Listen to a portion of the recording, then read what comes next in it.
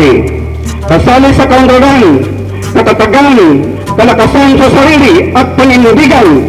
Mabuhay ang Bangsamoro Party! Mabuhay ang Bangsamoro Party! Mabuhay ang Bangsamoro Party! Wabillahi taufiq wal hidayah.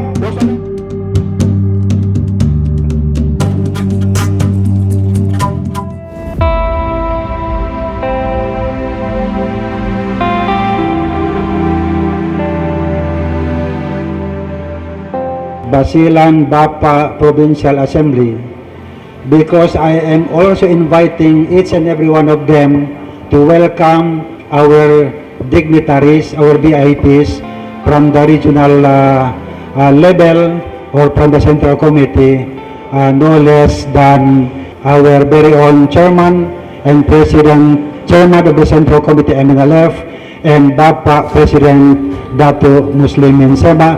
To our elders, tulad na rin silang mga magulang natin, dahil tayo ay natutulog, sila po ang naggising sa atin kung saan na tayo ngayon.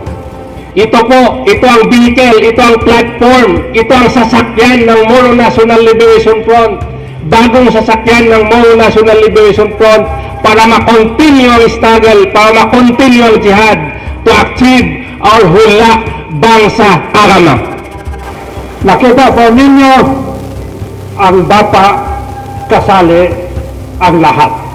Ang ibig sabihin, ang Bapa ang partido that would unite our people, that would unite the Bangsamoro people, just like the Moro National Liberation Front, when it was organized, all our people, the Bangsamoro people, were one and united in the pursuit of their struggle for liberation. Na ang BAPA is the continuation of the struggle of the MNLF, pero hindi na ito armed struggle, hindi na natin kailangan lumaban sa gobyerno, but kailangan natin ng political struggle. Ang darating na 2025 parliamentary election ay ang ating daan para may pagpatuloy ang ating pakipaglaban sa kontekstong gobyerno ng Bangsamoro. Sa pamamagitan ng eleksyon na ito, ay ating maipakita ang ating pagkakaisa, pagiging matatag at tuloy panindigan sa ating prinsipyo at karapatan para makamit ang tunay na self-governing Bangsamoro Autonomous Region and Muslim Mindanao.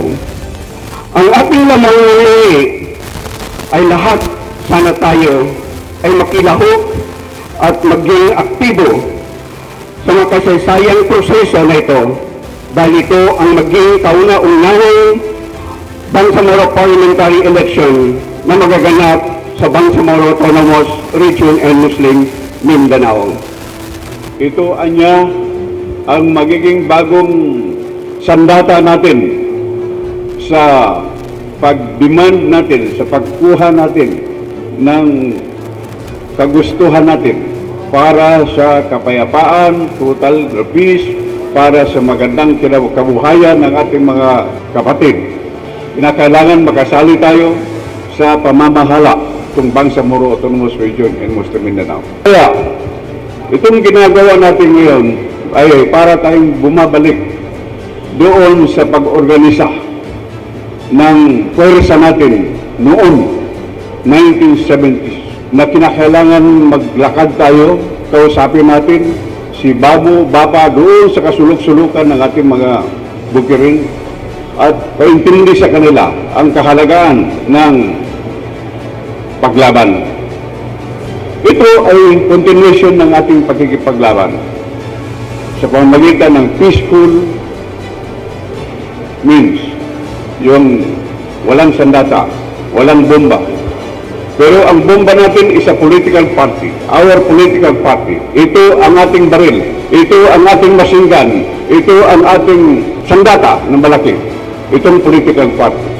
Kung wala tayong malakas na political party, tayo ay hiwa-hiwalay, hindi natin makuha yung pinapangarap natin na magandang pag-manage, pagtingin sa kalagayan ng ating mga kababayan, ating mga anak.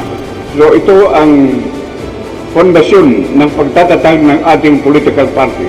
Hindi basta-bastang any other political party na papatayuin lamang.